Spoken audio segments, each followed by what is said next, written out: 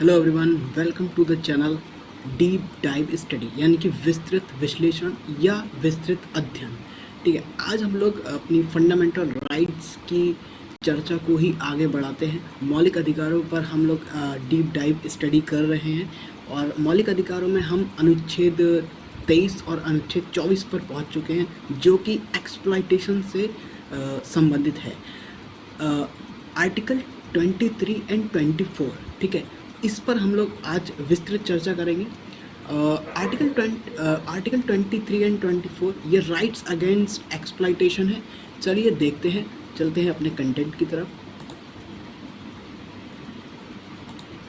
ठीक है, तो आर्टिकल 23 और आर्टिकल 24 यानी कि राइट्स अगेंस्ट एक्सप्लॉयटेशन। अब एक्सप्लॉयटेशन का मतलब होता है सर, एक्सप्लॉयटेशन का मतलब होता है शोषण। ठीक है, अब शोषण किस प्रकार का शोषण है ना, और किससे संबंधित है ये शोषण, ये सब हम चर्चा करने वाले हैं।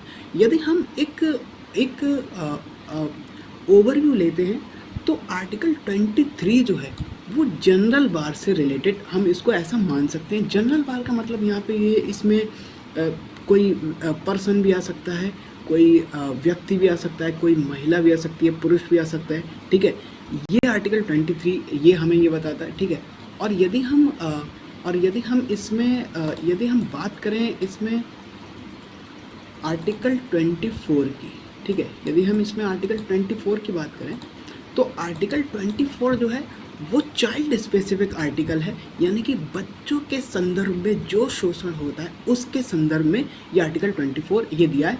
ये जनरल एक बार हमको ये समझ लेना चाहिए। ठीक है, अब हम चलते हैं सर आर्टिकल 23 की तरफ। तो आर्टिकल 23 ये सर ये कहता क्या है सर? देखिए सर, ये है sir prohibition of traffic in human beings and forced labour. ठीक है, प्रोहिबिशन का मतलब होता है निषेध, मतलब कि एक प्रकार से ये मना कर रहा है human beings and forced labour और ह्यूमन बींग्स का जो ये ट्रैफिकिंग होती है। ट्रैफिकिंग का मतलब आप कह सकते हो जो मानव तस्करी होती है उसका निषेध यहाँ पे किया जा रहा है एक्सप्लॉयटेशन के नाम पर। ठीक है, यदि हम इसको देखते हैं, ट्रैफिक, सबसे पहले हम समझ लेते हैं कि ह्यूमन बींग्स यानी कि ट्रैफिक इन ह्यूमन बींग्स, इसका अर्थ क्या होता है सर? ठीक है, तो जब हम ट्रैफिकिंग कहते हैं मतलब कि एक प्रकार से ये सेलिंग और जो बाइंग होता है ना ह्यूमन बींग्स का, उसको संदर्भित करता है। यानी कि जब हम ह्यूमन बींग्स का जब हम व्यापार करते हैं, उस प्रकार से हम इसको कह रहे हैं। तो एक प्रकार से ह्यूमन बींग्स का ट्रैफिकिंग, यानी कि ह्यूमन बींग्स यानी कि मानव को आप खरीद और बेच नहीं सकते। एक प्रकार से ये स्लेवरी को दर्शा रहा है, यानी कि स्लेवरी को यहाँ पे मना करने की बात कही गई है। Human beings and forced labour. अब हम समझते हैं सर ये फोर्स्ड लेबर क्या होता है। ठीक है, बलात्श्रम। अब हम देखो, बलात्श्रम का मतलब सीधा होता है सर, बलात्श्रम मतलब कि फोर्स्ड लेबर, यानी कि इसका अर्थ हम ऐसे ले सकते हैं कि किसी व्यक्ति की इच्छा के विरुद्ध यदि उससे काम करवाया जाता है तो वह फोर्स्ड लेबर कहलाता है। ठीक है, फोर्स्ड लेबर। ठीक है, इसको भी यहाँ पे निषेध करने की बात करता है आर्टिकल 23, यानी कि आप किसी की इच्छा के विरुद्ध आप किसी व्यक्ति से काम नहीं करा सकते। ठीक है, ये भी एक प्रकार से निषेध है, इसको भी मनाही कर रहा है आर्टिकल 23। ठीक है, हमने human trafficking in human beings और फोर्स्ड लेबर जो भी है इसको समझ लिया है। अब हम पहले ये समझते हैं कि एक बहुत ही इम्पोर्टेंट इस आर्टिकल 23 के बारे में ये है कि ये एक प्रकार से देखें तो अ ट्रायो इन फंडामेंटल राइट्स। इसका मतलब क्या है? मतलब कि फंडामेंटल राइट्स में ये एक प्रकार से एक तिगड़ी को हम लोग पढ़ने जा रहे हैं, यानी कि ऐसे 3 आर्टिकल हैं जो बिना कानून के काम नहीं करते हैं। ठीक है, तो बिना कानून के, यानी कि अगर इसको लागू करवाना है, अगर इसको कंट्री में लागू करवाना है तो इसके लिए एक कानून बनाना आवश्यक होता है। बिना कानून बनाए ये आर्टिकल काम ही नहीं करते हैं, यानी कि जो मानव को जो अधिकार दिए गए हैं, यदि इसका कोई कानून नहीं बना होगा तो ये अधिकार काम नहीं करेंगे। और ये कौन से आर्टिकल हैं, ठीक है, यानी कि हम देखें तो आर्टिकल 17 ये है, ये अनटचेबिलिटी अस्पृश्यता से रिलेटेड आर्टिकल है। और आर्टिकल 23 जो कि हम इस पर जो स्टडी कर रहे हैं इस समय, और आर्टिकल 24 यदि हम इन आर्टिकल की बात करते हैं, इन तीनों की बात करते हैं, इन तीनों की यानी कि तिगड़ी की बात करते हैं या ट्रायो की बात करते हैं, ये वही आर्टिकल है जिनको लागू कराने के लिए एक लॉ की आवश्यकता पड़ती है। जैसे कि ये अनटचेबिलिटी है आर्टिकल 17, इसको लागू कराने के लिए लॉ बनाया गया था सर, लॉ बनाया गया था protection of civil right act 1955, ठीक है। ये ज़्यादा प्रभावी नहीं हुआ था, तो इसलिए इसको आगे जाके ये SC/ST शेड्यूल कास्ट और schedule tribe SC/ST prevention of atrocity act 1989 ये बनाया गया था, यानी कि अनटचेबिलिटी प्रैक्टिस ना हो समाज में, इसके लिए कानून बनाया गया है। इस कानून में, इन दोनों कानूनों में कई प्रावधान ऐसे हुए होंगे जो कहीं ना कहीं अनटचेबिलिटी को रोकता है, ठीक है। अब यदि हम इसके थोड़े से आगे जाते हैं, यहाँ पे मैंने ये लिख रखा है कि ट्रैफिकिंग, ठीक है। अब जैसे ये ट्रैफिकिंग है, यानी कि ट्रैफिकिंग इन ह्यूमन बींग्स, जो मानव तस्करी होती है उसको रोकने के लिए भाई उसको भी रोकना है, एक प्रकार से ये शोषण ही है। तो उस प्रकार के शोषण को यानी कि ह्यूमन बींग्स के ट्रैफिकिंग को रोकने के लिए अब इसको लागू करवाना था समाज में, तो इसके लिए लॉ बनाना पड़ेगा। तो इसके लिए लॉ बना सर, इसके लिए लॉ बना इमोरल ट्रैफिक प्रिवेंशन एक्ट 1956, ठीक है। अब यहाँ पे यदि हम इस आर्टिकल की बात करें, आर्टिकल 23, ठीक है, तो ये अकेले ह्यूमन बींग्स को ही जो है टारगेट नहीं करता है, इसमें कौन क्या क्या कवर होता है। इस आर्टिकल में देवदासी सिस्टम, अब देवदासी सिस्टम आपने सुना होगा, ठीक है, ये देवदासी सिस्टम इस आर्टिकल में कवर हो रहा है, यानी कि ये भी एक प्रकार से प्रोहिबिशन इसको किया गया है, मतलब इसको निषेध किया गया है, मना किया गया है। अब ह्यूमन्स ट्रैफिकिंग, इसको तो हमने बता ही दिया है कि ये भी इस आर्टिकल के तहत निषेध है। और वेश्यावृत्ति भी इस आर्टिकल में कवर किया गया है, ये भी कहीं ना कहीं शोषण का एक रूप है, इसको भी प्रोहिबिशन की बात करी गई है आर्टिकल 23 में, ठीक है। अब फोर्स लेबर और बेगार, अब फोर्स लेबर का मतलब हम लोग ने पहले ही समझ लिया था, यानी कि किसी व्यक्ति की इच्छा के विरुद्ध यदि उससे काम लिया जा रहा है तो वो फोर्स लेबर है। और बेगार का मतलब सर यहाँ पे ये होता है, बेगार का अर्थ होता है कि बिना इनकम के, यानी कि बिना पारिश्रमिक के किसी से काम लेना, मतलब उससे काम ले लिया, किसी इंडिविजुअल से काम ले लिया और उसको विदाउट पेइंग एनी इनकम, ठीक है, काम करवाना इज इक्वल टू बेगार, ठीक है, बेगार सिस्टम। तो बेगार भी इस आर्टिकल के तहत, आर्टिकल 23 के तहत इसको कवर किया गया है, ठीक है। और ऐसा ना हो समाज में बेगार, फोर्स लेबर, ह्यूमन ट्रैफिकिंग, ये मतलब फोर्स लेबर और बेगार ये सब ना हो, इसके लिए अगर ये लागू करवाना है तो इसके लिए लॉ की आवश्यकता पड़ेगी। इसलिए लॉ बनाया गया था सर मिनिमम वेजेस एक्ट 1948, ठीक है। ये एक्ट आपने बहुत अच्छे से समझा होगा, मिनिमम वेजेस एक्ट 1948, ये वही है कि आप किसी बिना पारिश्रमिक के काम नहीं करा सकते, उसको कम से कम मिनिमम वेजेस तो देना ही होगा, ठीक है। ये एक प्रकार से आर्टिकल 23 यहाँ पे प्रैक्टिस करने की बात हो रही है इस कानून के द्वारा, ओके। अब यदि इस आर्टिकल में यदि और आगे थोड़ा सा पढ़ते हैं तो उसमें ये भी लिखा है कि any contravention of this provision shall be an offence punishable in accordance with law, यानी कि यहाँ पे ये कहा जा रहा है कि अगर जो हमारे कानून दिए गए हैं यदि उसका कॉन्ट्रावेंशन यानी कि उसका उल्लंघन किया जा रहा है, जो इन कानूनों में यदि कहा गया हो और उसका उल्लंघन किया जाएगा, ठीक है, तो एक प्रकार से वो ऑफेंस माना जाएगा, अपराध माना जाएगा और उसमें सज़ा का प्रावधान भी हो सकता है लॉ के अनुसार, ठीक है। लॉ के अनुसार जो ऊपर लॉ मैंने अभी हम लोग ने अभी पढ़े हैं, तो उसके अनुसार यदि इसका लॉ का उल्लंघन किया जाएगा तो एक प्रकार से वो ऑफेंस होगा, अपराध होगा और उसमें सज़ा का प्रावधान भी होगा, ठीक है। इस आर्टिकल में ये कहा गया है।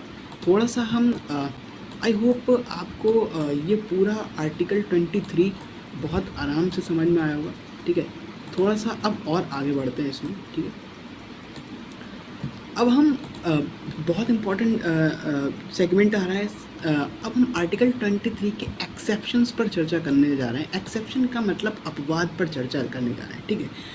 यदि हम अब हम अपने यदि हम अपनी इंडियन आर्मी को देखें, भारत में जो हमारी इंडियन आर्मी है, ठीक है, यदि हम उसकी चर्चा करें तो भारत में अपनी इंडियन आर्मी में क्या है कि जो भी हमारे सैनिक होते हैं वो अपनी मर्जी से जो है सेना में जाते हैं, अपनी मर्जी से जो है सेना में भर्ती होते हैं, ठीक है।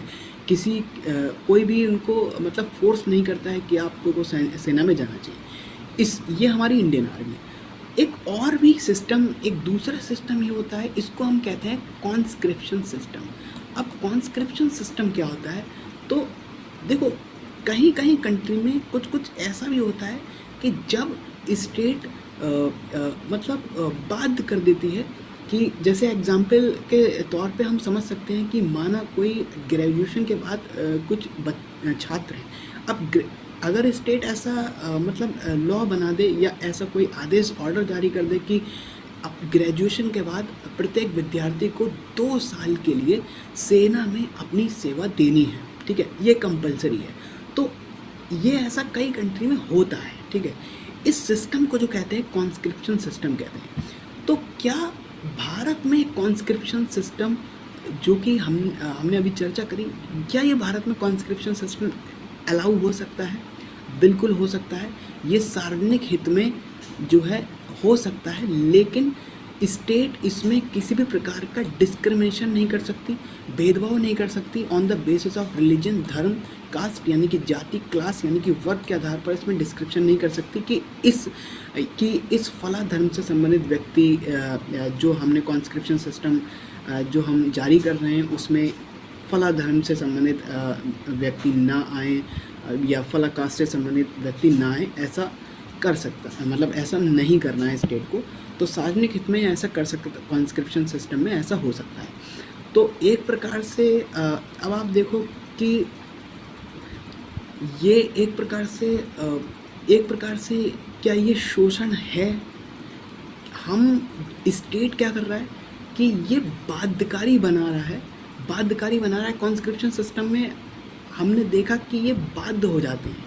कोई भी अगर स्टेट ऐसा ऑर्डर पास कर देती है तो क्या ये बाउंडेड लेबर या फोर्स लेबर या बेगार से कनेक्ट हो रहा है? ठीक है, बेशक हो रहा है, लेकिन ये एक एक्सेप्शन में हम लोग उसको पढ़ रहे हैं, ये भी हमें समझना चाहिए।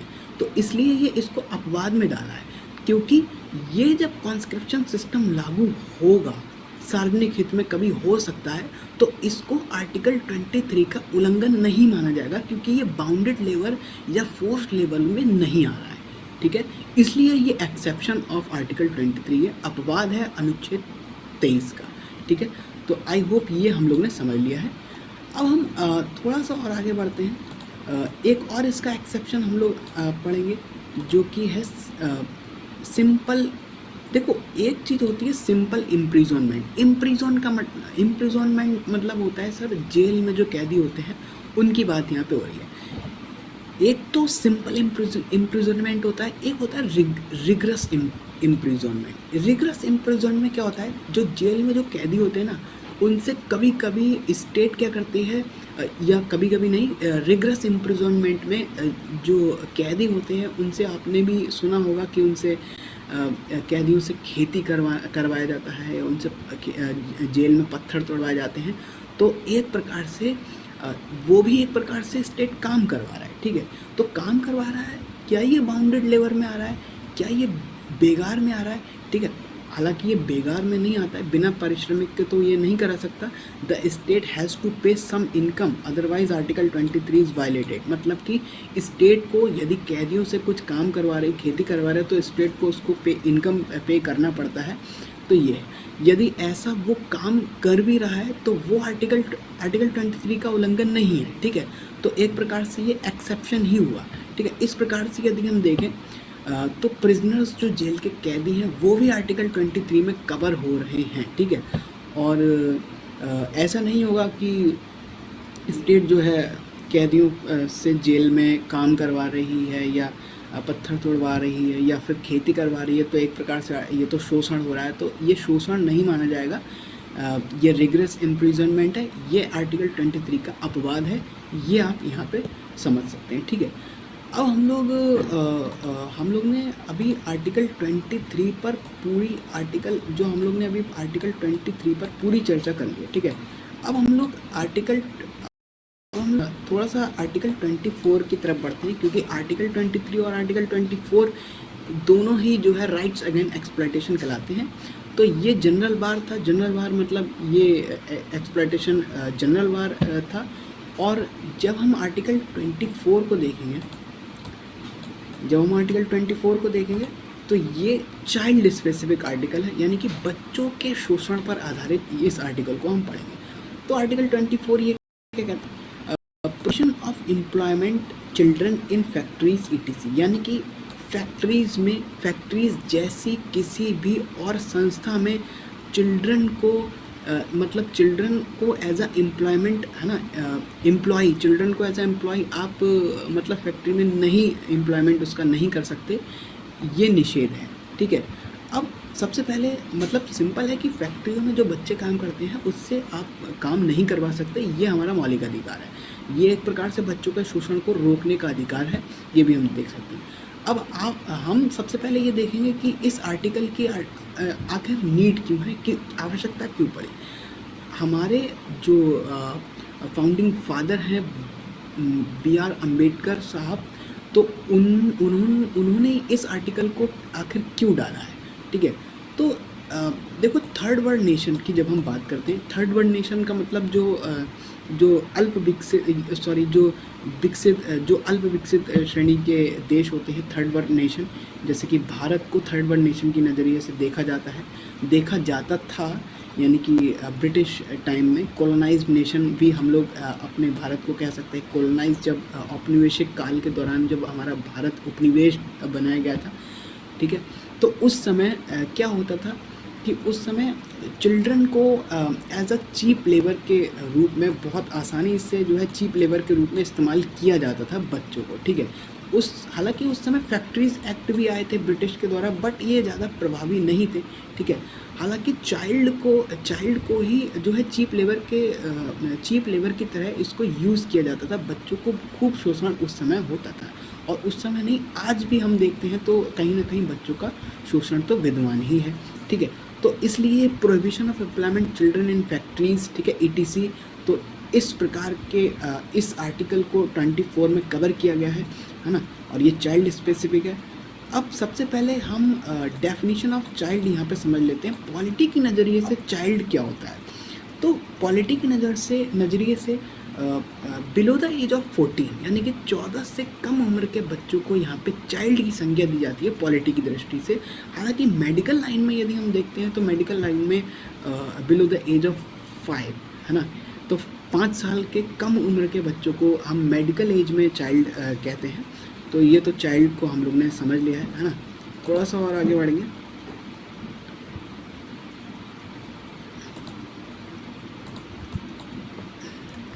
ठीक है, अब इस आर्टिकल में जो कहा गया है वो हम लोग देख लेते हैं।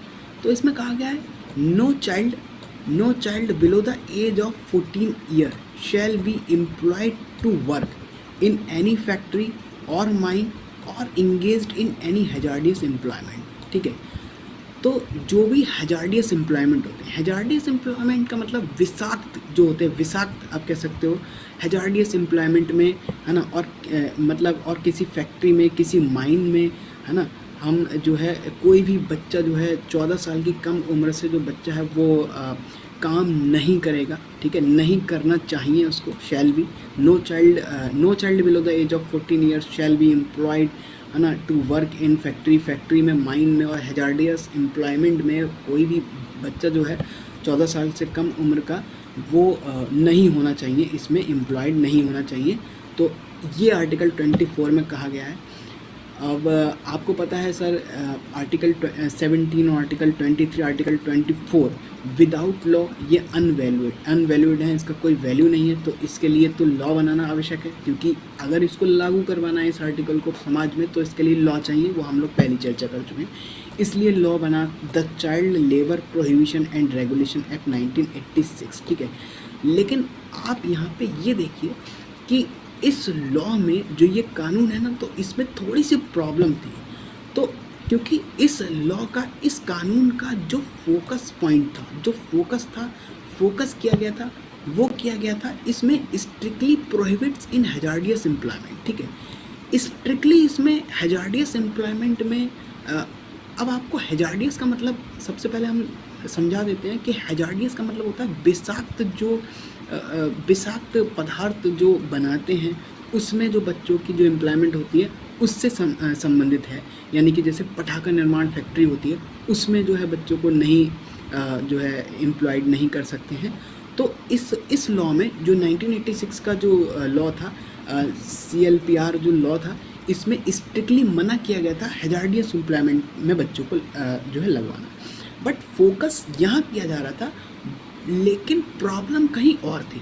यानी कि ये 1986 का काल है, या 1950 से 1900 की बात करें तो उस समय में इसमें तो हैजार्डियस एम्प्लॉयमेंट में तो जो है बच्चे नहीं लग रहे थे, लेकिन बट प्रॉब्लम यहाँ पे कुछ और थी। प्रॉब्लम ये थी उस समय child as a house worker, यानी कि घरों में बच्चों को जो है हाउस वर्कर की तरह बच्चों को इस्तेमाल किया जा रहा था, child as a farm workers. ठीक है, और ये उस समय की प्रॉब्लम नहीं है, ये आज की भी प्रॉब्लम है। ठीक है, फार्म वर्कर्स यानी कि खेतों में जो है बच्चों का इस्तेमाल किया जाना था। तो एक प्रकार से ये चाइल्ड एक्सप्लॉयटेशन का ही रूप है, हाउस वर्कर के रूप में, फार्म खेतों में काम करने के रूप में ये, यानी कि प्रॉब्लम यहाँ थी ये। यानी कि जब एक बार स्ट्रिक्टली आपने हैजार्डियस एम्प्लॉयमेंट में मना कर दिया है, बाकी तो सब खुले हैं ना रास्ते, तो child as a house worker, child as a farm worker, इसमें बच्चों को लाया जाएगा, क्योंकि इस कानून में कोई मनाही नहीं होगी, है ना। तो ये तो यानी कि फोकस कहीं और किया जा रहा था इस कानून के द्वारा, लेकिन प्रॉब्लम कहीं और थी। ठीक है, तो इसलिए व्हाट लर्निंग्स हमको यहाँ पे ये लेनी है, जो इस एक्ट में जो गलती हुई है, लर्निंग हमें ये लेनी है कि law should not be strict. ठीक है, कानून को बहुत ही स्ट्रिक्ट होने की आवश्यकता नहीं होनी चाहिए, मतलब कानून काफ़ी स्ट्रिक्ट नहीं होना चाहिए, उसमें थोड़ा लिबरलिज्म भी होना चाहिए, थोड़ा उदारवादी रुख भी उसमें आना चाहिए, थोड़ी सी फ्रीडम होनी चाहिए, है ना। तो इसी फ्रीडम को अपनाते हुए और कुछ कठोर कानून को ना अपनाकर थोड़ी सी ढील देकर, है ना, 2016 में इसी के सीक्वल में एक और एक्ट लाया गया, child labour prohibition and regulation act 2016। ठीक है, जब ये कानून आया, ठीक है, और जब ये कानून आया, एक मिनट,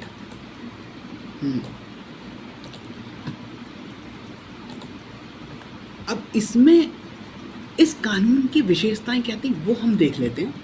इसमें हैजार्डियस एम्प्लॉयमेंट में तो मना किया गया था, बात ठीक है कि हैजार्डियस एम्प्लॉयमेंट में बच्चों को आप एम्प्लॉयड या इसमें भर्ती नहीं कर सकते। ठीक है, टू मेक लिबरल्स, इसको लिबरल बनाने के लिए, ठीक है, इसमें कुछ एक्सेप्शंस भी थे, अब बात भी थे, जैसे कि हैजार्डियस एम्प्लॉयमेंट में जो है बच्चों को नहीं लगा सकते, बट नॉन हैजार्डियस वर्क्स जो होते हैं, non hazardous works such as help his family, यदि वो फैमिली की मदद करना चाह रहा है, यानी कि ठीक है, तो वो कर सकता है। Work as an artist in entertainment industry, ये आपने बहुत सुना होगा, देखा होगा कि आपने जो छोटे छोटे बच्चे हैं वो मूवीज़ वगैरह में जो है एज अ आर्टिस्ट के रूप में, रोल के रूप में उनको जो है किया जाता है। ठीक है, वो वर्क करते हैं उसमें, तो ये कर सकते हैं। ठीक है, और हैजार्डियस एम्प्लॉयमेंट में तो ये मना ही है इनकी, बट इसमें ये डाला गया कि ये बच्चे कर सकते हैं। ठीक है, अगर किसी की फैमिली है वो वर्क करती है, ठीक है, तो मतलब वो बाहर अगर कोई व्यापार वगैरह करती है तो उसमें भी जो है बच्चे उनकी मदद कर सकते हैं। लेकिन इसमें ये डाला गया, लेकिन but only during school vacation. कितना ही इस कानून का इतना अच्छा कदम आप यहाँ पे देख सकते हैं, काम ये कर सकते हैं, बच्चों से हम काम करा सकते हैं, मतलब कि फैमिली में हेल्प कराना हो, व्यापार में मदद करानी हो, ठीक है, फैमिली में, और वर्क एज ए आर्टिस्ट ये कर सकते हैं। बट हम क्या कर सकते हैं, इसको केवल स्कूल वैकेशन के द्वारा, स्कूल की जब छुट्टियाँ होती हैं या स्कूल के बाद शाम को जब ये सब काम जो है बच्चों को कर सकते हैं। इस प्रकार से यहाँ पे आर्टिकल 24 में कहीं ना कहीं आर्टिकल 21 सब क्लॉज ए, यानी कि जो जो the right of children free and compulsory education 2009, इसको भी कहीं ना कहीं कनेक्ट किया गया है। आपको नहीं लगता कि यदि यदि यदि कोई अगर किसी के फैमिली में जो व्यापार का काम है उसमें अगर बच्चों को इसमें एम्प्लॉयड करा रहे हैं या फिर एज अ आर्टिस्ट उससे काम ले रहे हैं, तो एक प्रकार से और इसमें स्कूल वेकेशन भी इसमें है, ठीक है। ड्यूरिंग द स्कूल वेकेशन में हम ये काम करा सकते हैं, तो इसमें आर्टिकल 21 सब क्लॉज ए को कनेक्ट करने की बात कही गई है, ठीक है।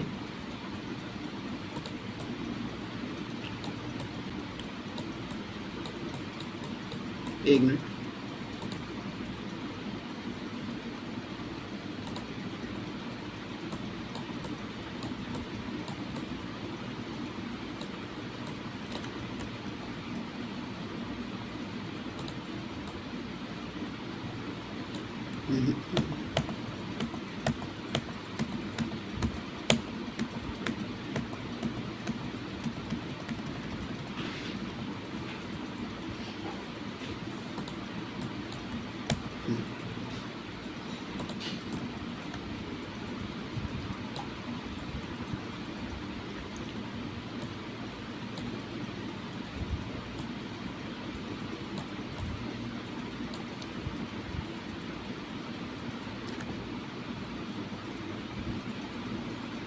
ठीक है। यहाँ पे ये है कि यदि कोई चाइल्ड से वर्क एज अ किसी व्यापार में यदि कोई किसी परिवार की यदि मदद करनी है, ठीक है।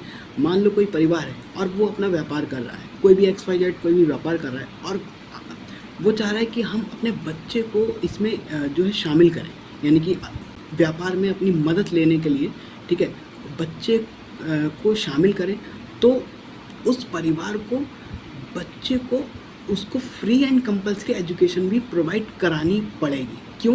क्योंकि ये काम वो तभी करा सकते हैं जब स्कूल वेकेशन हो या स्कूल को एजुकेशन उसको प्राप्त कराना हो।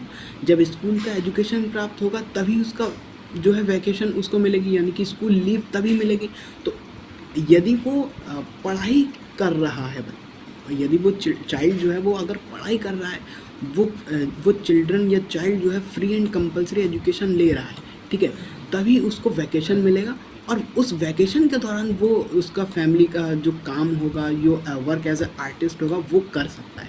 तो कहीं ना कहीं इस प्रकार से ये कनेक्ट किया गया है article 21 sub clause A, the right of children free and compulsory education dash dash dash, ठीक है। तो that's about article 23 and article 24। I hope आपको ये आर्टिकल थोड़ा बहुत या हमने इसकी डीप डेप्थ स्टडी की है, ठीक है। इसमें कुछ बातें अभी थोड़ी सी और रह गई है। अब हम आर्टिकल 24 से रिलेटेड कुछ केसेस को देख लेते हैं जो बहुत ही इम्पॉर्टेंट है। तो 2 इम्पॉर्टेंट केसेस। तो सबसे पहला जो केस आता है सर, हम लोग को जो पढ़ना होता है वो है MC Mehta versus state of Tamil Nadu 1996, ठीक है। ये केस तमिलनाडु में शिवाकाशी एक स्थान था, वहाँ पे पटाखे बनाने वाली फैक्ट्री थी, उसमें बच्चों का एम्प्लॉयमेंट के रूप में, एज अ एम्प्लॉयमेंट के रूप में बच्चों को खूब इस्तेमाल किया जाता था। तो एक प्रकार से काफ़ी शोषण होता था वहाँ पे बच्चों का। तो MC मेहता एडवोकेट थे, ठीक है, ग्रेट एडवोकेट की श्रेणी में इनको लिया जाता है। तो MC मेहता सर जो थे, उन्होंने क्या करा, जो पटाखा निर्माण में बच्चों की भागीदारी को बैन करवाया, है ना। तो ये हमें याद कर लेना चाहिए, MC Mehta versus state of Tamil Nadu 1996। उसके बाद हमें दूसरा केस पढ़ना होता है Gaurav Jain versus union of India 1997 case. अब ये केस क्या था, देखो यहाँ पे जो एक्सप्लॉयटेशन की बात हो रही है, शोषण की बात हो रही है, स्पेशली चाइल्ड स्पेसिफिक जो शोषण है। तो जो शोषण है, जो एक्सप्लॉयटेशन है, वो मेंटली भी हो सकता है, इमोशनली भी हो सकता है। किस प्रकार से हो सकता है, तो जैसे इसमें कई एग्जाम्पल यहाँ पे दिए जाते हैं मेंटली और इमोशनली।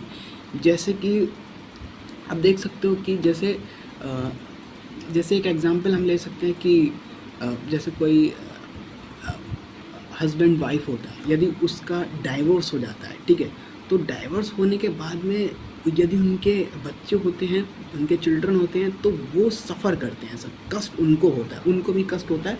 तो एक प्रकार से वो मेंटली और इमोशनली जो है एक्सप्लॉइटेशन। दूसरा जो सेक्स वर्कर्स होते हैं, है ना, तो सेक्स वर्कर्स के बच्चों को भी दुर्व्यवहार झेलना पड़ता है, वो भी एक प्रकार से मेंटली और इमोशनली जो है एक्सप्लॉइटेशन का ही रूप है।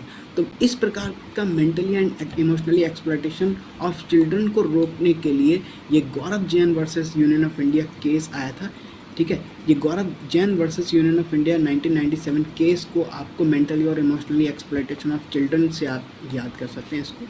तो यहाँ तक हमने करा। एक और बात, हम अंतिम बात यहाँ पे ये है, देखो वी नो डैट। अब सबसे पहले हम देखते हैं इसमें स्लेवरी सिस्टम, ठीक है। हमारे भारत में यह हम कह सकते हैं कि 1776 अमेरिका की क्रांति पर चलते हैं थोड़ी देर के लिए। तो अमेरिका में सर्वप्रथम स्लेवरी जो है स्लेवरी को एबॉलिश किया था, अमेरिका जो है देश बना था पहले, ठीक है।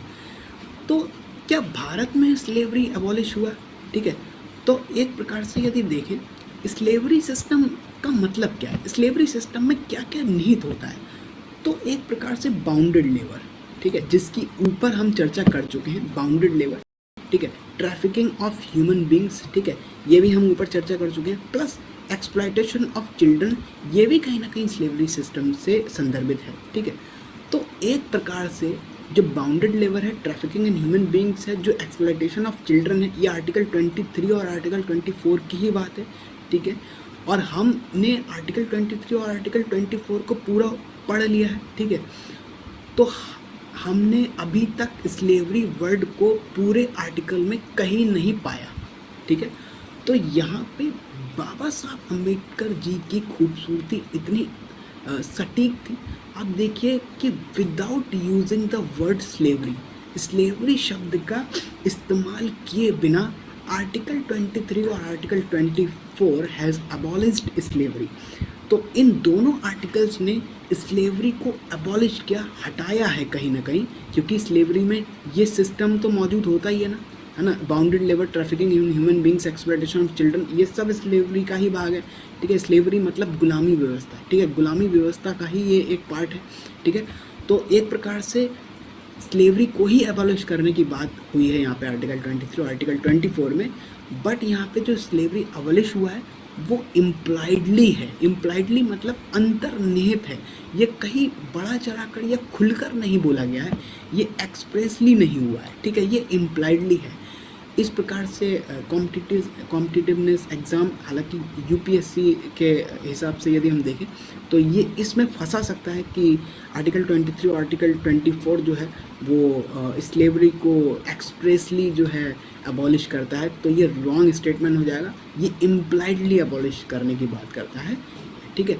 तो हमने आई होप आर्टिकल 23 और आर्टिकल 24 को अच्छे से यहाँ पे समझ लिया है। अगर आपको थोड़ा बहुत भी ज्ञान की प्राप्ति हुई है मेरे साथ डीप डाइव करने में, विस्तृत विश्लेषण करने में, तो please like and subscribe. Okay, thank you.